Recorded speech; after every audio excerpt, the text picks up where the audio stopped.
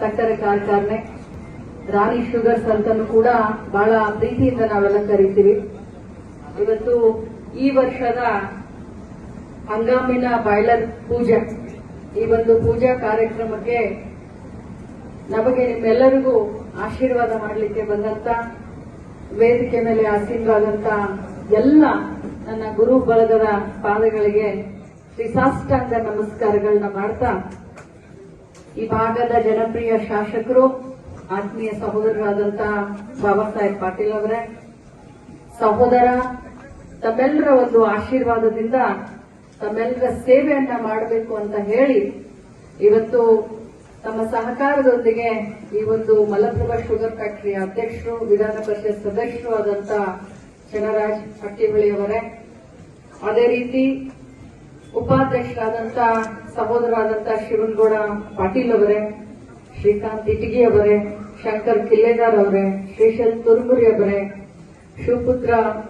ಮರಡಿ ಅವರೇ, ಬಾಳಪ್ಪ ಪೂಜಾರ್ ಅವರೇ, ಭರಮಪ್ಪ ಶ್ರೀಗೇಳಿ ಅವರೇ, ಲಲಿತಾ ಪಾಟೀಲ್ ಅವರೇ, ಸುನೀತಾ ಲಂಗೋಟಿ ಅವರೇ ಮತ್ತು ಆತ್ಮೀಯ ಸಹೋದರ 20-25 ವರ್ಷದಿಂದ ನಮ್ಮ ಖಾನಾಪುರದ ಸುಪುತ್ರ, ನಮ್ಮ ಪರಿಚಯ, ನಮ್ಮ ಮೋಹನ್ ಹಿರೇಮಠ್ ಅವರೇ, ಅದೇ ರೀತಿ ಕಾಡಾ ಅಧ್ಯಕ್ಷನ ಕರ್ಕೊಂಡು ಬಂದಿದ್ದೀನಿ.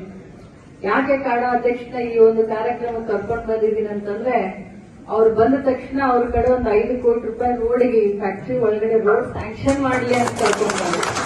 ಇವರಾಗ ಕದಂ ಅವರೇ, ಶಂಕರಗೌಡನ ಪಾಟೀಲ್ ಅವರೇ, ಅಡವಿ ಶಿಟಿಗೆ ಅವರೇ, ಬಸವರಾಜ್ ಸಾನಿಕಪ್ಪ ಅಣ್ಣನವರೇ, ಕಾರ್ಖಾನೆಯ ಎಲ್ಲ ನನ್ನ ಹೆಮ್ಮೆಯ ಕಾರ್ಮಿಕರೇ, ನನ್ನ ಆತ್ಮೀಯ ರೈತ ಬಾಂಧವರೇ ಮತ್ತು ಮಾಧ್ಯಮದ ಎಲ್ಲ ನನ್ನ ಸಹೋದರರು, ಬಹಳ ದೊಡ್ಡ ಅಭಿಮಾನದಿಂದ, ಅತ್ಯಂತ ಖುಷಿಯಿಂದ ಈ ಒಂದು ಕಾರ್ಯಕ್ರಮಕ್ಕೆ ನಾನು ಬಂದಿದ್ದೀನ್ರಪ್ಪ.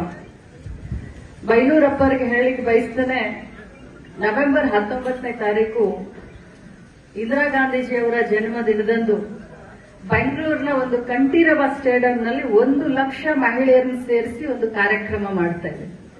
ಆ ಕಾರ್ಯಕ್ರಮದ ನಿಮಿತ್ತ ಬಿಡುವಿಲ್ಲದ ಓಡಾಟದ ಮೊನ್ನೆ ನಮ್ಮ ಒಡೆತನದ ಹರ್ಷ ಶುಗರ್ ಫ್ಯಾಕ್ಟರಿಯ ಬಾಯ್ಲರ್ ಪೂಜೆ ಆಯ್ತು. ತಮ್ಮ ನನಗೆ ಬರಲೇಬೇಕು ಅಂತಂದ. ಇಲ್ಲಪ್ಪ ತಮ್ಮ ನೀವು ಮಾಡ್ಕೋ ಅಂತ ಹೇಳಿದ್ರು. ಆದ್ರೆ ಇವತ್ತು ಯಾವುದೇ ಕಾರಣಕ್ಕೂ ಜವಾಬ್ದಾರಿಯಿಂದ ತಪ್ಪಿಸ್ಕೊಳ್ಳಕ್ ಸಾಧ್ಯ ಇಲ್ಲ. ಅತ್ಯಂತ ಅಭಿಮಾನದಿಂದ ಈ ಒಂದು ಪೂಜೆಗೆ ನಾನು ಬಂದೆ.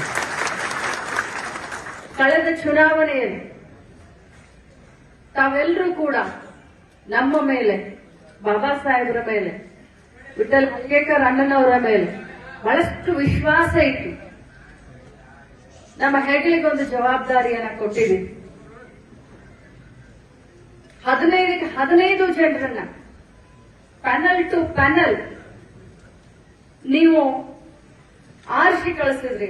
ಕಾರ್ಮಿಕ ಬಾಂಧವರು ಇರಬಹುದು, ನನ್ನ ಶೇರ್ ಹೋಲ್ಡರ್ಸ್, ರೈತಾಪಿ ಬಾಂಧವರು, ಪ್ರತಿಯೊಬ್ಬರು ಕೂಡ ಇವತ್ತು ನಮ್ಮ ಮೇಲೆ ವಿಶ್ವಾಸವನ್ನ ಇಟ್ಟು ಇವತ್ತು ಒಂದು ಸೇವೆಯನ್ನ ಮಾಡುವಂತ ಅವಕಾಶವನ್ನ ಕೊಟ್ಟಿದ್ದೀವಿ. ಮೊದಲನೇದಾಗಿ ಅವಕಾಶ ಕೊಟ್ಟದಕ್ಕೆ ಪ್ರಥಮವಾಗಿ ತಮ್ಮೆಲ್ಲರಿಗೂ ಕೂಡ ನಾನು ಧನ್ಯವಾದ ಮತ್ತು ಅಭಿನಂದನೆಯನ್ನು ಸಲ್ಲಿಸಲಿಕ್ಕೆ ಬಯಸ್ತೇನೆ. ಬಂಧುಗಳೇ, ನಾನು ಚುನಾವಣೆಯಲ್ಲಿ ಗೆದ್ದಂತ ಎಲ್ಲರಿಗೂ ಕೂಡ ಒಂದು ಮಾತನ್ನ ಅವತ್ತೂ ಹೇಳಿದ್ದೀನಿ, ಇವತ್ತೂ ಕೂಡ ಹೇಳಲಿಕ್ಕೆ ಬಯಸ್ತೇನೆ. ಅಧಿಕಾರ ನೀವು ಕೊಟ್ಟಿರೋದು ವಿಶ್ವಾಸದಿಂದ, ಅದನ್ನು ಉಳಿಸಿಕೊಂಡು ಆ ವಿಶ್ವಾಸವನ್ನ ಬೆಳೆಸಿಕೊಂಡು ಹೋಗುವಂತ ಜವಾಬ್ದಾರಿ ಅವರ ಹೆಗಲ ಮೇಲೂ ಇದೆ ಮತ್ತು ನಮ್ಮ ಹೆಗಲ ಮೇಲೂ ಇದೆ. ಅಧಿಕಾರ ಎಲ್ಲರಿಗೂ ಸಿಗೋದಿಲ್ಲ, ಅದರಲ್ಲೂ ಇದು ಕೋಆಪರೇಟಿವ್ ಸೆಕ್ಟರ್. ಜನರು ಮಾಡಿದ್ರೆ ಅಷ್ಟೇ ನಮಗ್ ಬರುತ್ತೆ. ಇವತ್ತು ನಮ್ಮ ಒಡೆತನದ ಶುಗರ್ ಫ್ಯಾಕ್ಟರಿಗಳಿದಾವೆ, ಅಲ್ಲಿ ನಾವು ಏನ್ ಬೇಕಾದ್ರೂ ಮಾಡ್ತೇವೆ. ಬಟ್ ಇದು ಅಲ್ಲ, ಇದು ಜನರು ಮನಸ್ಸು ಮಾಡಬೇಕು. ಜನರು ವಿಶ್ವಾಸ ಮಾಡಿದಾಗ 15ಕ್ಕೂ 15 ಅತ್ಯಂತ ಅಧಿಕ ಮತಗಳ ಅಂತರದಿಂದ ನಮ್ಮನ್ನು ಗೆಲ್ಲಿಸಿ ಕಳಿಸಿದ್ದಾರೆ ಅಂತಂದ್ರೆ, ಆ ಅಂತರ ನೋಡಿದ್ರೆ ನೀವು ನಮ್ಮ ಮೇಲೆ ಇಟ್ಟಂತ ಒಂದು ವಿಶ್ವಾಸ, ನಾನು ಇವತ್ತು ಅದನ್ನೇ ಹೇಳಲಿಕ್ಕೆ ಬಯಸ್ತೇನೆ. ನಿಮ್ಮ ವಿಶ್ವಾಸಕ್ಕೆ ಚ್ಯುತಿ ಬರದ ಹಾಗೆ ನಾವು ನಡೆಸಿಕೊಂಡು ಹೋಗುವಂತ ಕೆಲಸವನ್ನ ಮುಂಬರುವಂತ ದಿನದಲ್ಲಿ ಮಾಡ್ತೀವಿ. 55 ವರ್ಷ ಹಿರಿತನದ, ನಾನು ಹಳೆಯ ಫ್ಯಾಕ್ಟರಿ ಅನ್ನೋದಿಲ್ಲ, ಅಭಿಮಾನದಿಂದ ಹೇಳ್ತೀನಿ, ಹಿರಿಯನ್ನ ಅಂತ ಹೇಳಲಿಕ್ಕೆ ಬಯಸ್ತೇನೆ. ಬೇರೆ ಶುಗರ್ ಫ್ಯಾಕ್ಟರಿಗಳಿಗೆ ಒಬ್ಬ ಮಾರ್ಗದರ್ಶಕ ಆಗಿ ಮಲಪ್ರಭಾ ಶುಗರ್ ಫ್ಯಾಕ್ಟರಿ ರಾಜ್ಯದಲ್ಲಿ, ಜಿಲ್ಲೆಯಲ್ಲಿ, ದೇಶದಲ್ಲಿ, ಸಂಪೂರ್ಣ ಏಷ್ಯಾ ಖಂಡದಲ್ಲಿ, ನಾನು ಚಿಕ್ಕವಳಿದ್ದಾಗ ಪೇಪರ್ನಲ್ಲಿ ಓದಿದ್ದೀನಿ, ನಮ್ಮ ತಂದೆಯವರಾದಂಥ ದಿವಂಗತ ಬಸವರಾಜ್ ಹಟ್ಟಿಹೊಳೆಯವರಿಂದ ಕೇಳಿದ್ದೀನಿ, ಏಷ್ಯಾದಲ್ಲಿನೇ ಒಂದು ಕಾಲದಲ್ಲಿ ಹೆಸರನ್ನ ಮಾಡಿದಂತ ಶುಗರ್ ಫ್ಯಾಕ್ಟರಿ ಯಾವ್ದಾದ್ರು ಇದೆ, ನಮ್ಮ ಹೆಮ್ಮೆಯ ಮಲಪ್ರಭಾ ಶುಗರ್ ಫ್ಯಾಕ್ಟರಿ. ಇವತ್ತು ನಾನು ಈ ಕಾರ್ಯಕ್ರಮಕ್ಕೆ ಬರುವಂತ ಸಂದರ್ಭದಲ್ಲಿ ನಮ್ಮ ತಾಯಿ ಕೂಡ, ನಾನು ತಯಾರಾಗ್ತಾ ಇದ್ದೀನಿ, ಚಂದ್ರರಾಜನ್ ಹೆಂಡತಿ ಮತ್ತೆ ನಮ್ಮ ಅವ್ವ ಇಬ್ರು ತಯಾರಾಗ್ತಾರೆ. ಯಾಕೆ ಮಮ್ಮಿ ಎಲ್ಲಿ ಕಾರ್ಯಕ್ರಮ ಇದೆಯಾ ಅಂತ ಕೇಳೋದು. ಇಲ್ಲ ತಮ್ಮ ಹೇಳಿದ್ದಾನೆ ಈ ಕಾರ್ಯಕ್ರಮಕ್ಕೆ ಕರೆದಾನವ, ಅದಕ್ಕೆ ಬರಾಕತ್ತೇನೆ ಅಂತ. ನಾನು ಹೇಳ್ದೆ ಬ್ಯಾಡ್ ಬಿಡ್ ಮಮ್ಮಿ, ಬಿಸಿಲೈತಿ, ನಾ ಹೊಂಟೆ ಎಲ್ಲ ಹೋಗಿ ಬರ್ತೇನೆ ಅಂತ. ನಾನು ತಮ್ಮ ಫೋನ್ ಮಾಡಿದಪ್ಪ, ಯಾಕಪ್ಪ ತಾಯಿನ ಯಾಕೆ ಕರದಿ, ಬಿಸಿಲೈತಿ, ಒಂದ್ ಸ್ವಲ್ಪ ಹಾರ್ಟದ್ದು ಯಾವ ಪ್ರಾಬ್ಲಮ್ ಅವ್ರಿಗೆ. ಅಕ್ಕ ಅವಳು ಶೇರ್ ಹೋಲ್ಡರು, ರೈತರು, 12 ಟನ್ ಕಬ್ಬು ನಾನು ಫ್ಯಾಕ್ಟ್ರಿಗೆ ಹಚ್ಬೇಕು, ಅದಕ್ಕೆ ಕರೆದೇನಿ ಅಂತ.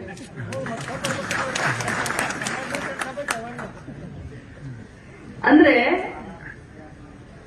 ನಮ್ಮ ಮನೆಯಿಂದನೇ ಶುರು ಆಗ್ಲಿ, ನಾವು ಕಾಯ್ತೀವಿ. ನಾವು ನಮ್ಮ ಒಡೆತನದ ಶುಗರ್ ಫ್ಯಾಕ್ಟರಿ ಕಬ್ಬು ತಗೊಂಡು ಹೋಗೋದಿಲ್ಲ.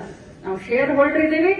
ಅದು ಕಿತ್ತೂರು ಕಬ್ಬಾಗ್ಲಿ, ಖಾನಾಪುರ ಕಬ್ಬಾಗ್ಲಿ, ಹಟ್ಟಿಹೊಳಿ ಕಬ್ಬಾಗ್ಲಿ, ಅದನ್ನ ಪ್ರತಿಯೊಂದು ಒಂದು ಗಣಿಗೆ ಕೂಡ ಬೇರೆ ಕಡೆ ಸಾಗಿಸಿದ್ಲಿ, ಅದನ್ನ ಮಲಪ್ರಭಾ ಶುಗರ್ ಫ್ಯಾಕ್ಟರಿ. ಯಾಕಂದ್ರೆ ನಾವು ಮೊದಲು ಆದರ್ಶ ಆಗ್ಬೇಕು, ನಾವು ಮೊದಲು ಜವಾಬ್ದಾರಿ ತೆಗೆದುಕೊಳ್ಬೇಕು. ನಮ್ಮನ್ನ ನೋಡಿ ಹಿಂದೆ 100 ಜನ ಬೆನ್ ಹತ್ತ, ನಾವೇ ನಮ್ಮ ಕಬ್ಬನ್ನೇ ನಾವು ಬೇರೆ ಶುಗರ್ ಫ್ಯಾಕ್ಟರಿ ಕಳಿಸಿದ್ರೆ ನಾವು ಬೇರೆಯವ್ರಿಗೆ ಏನ್ ಆದರ್ಶ ಆಗ್ತೀವಿ, ಬೇರೆಯವ್ರಿಗೆ ಏನು ಉತ್ತರ ಕೊಡ್ತೀವಿ.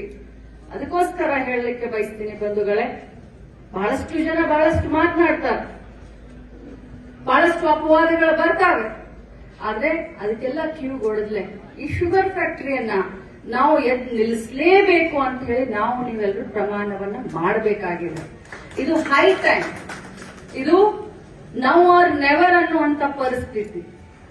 ಈಗೊಂದು ಸುವರ್ಣ ಅವಕಾಶ ನೀವು ನಮಗ್ ಕೊಟ್ಟಿದ್ದೀರ. ನಾವು ಅದನ್ನ ಯಶಸ್ವಿಯಿಂದ ನಾವು ನಡೆಸಿ ನಾವು ನಿಮ್ಮ ಎದುರುಗಡೆ ನಿಲ್ಲಬೇಕಾಗಿದೆ. ಆದ್ರೆ ನಿಮ್ಮ ಸಹಕಾರ ಚುನಾವಣೆಯಲ್ಲಿ ಎಷ್ಟಿತ್ತೋ ಅದ್ರ 2 ಪಟ್ಟು ಸಹಕಾರ ಈಗ ಮುಂಬರುವಂತ ದಿನದಲ್ಲಿ ನನಗೆ ಬೇಕಾಗುತ್ತೆ.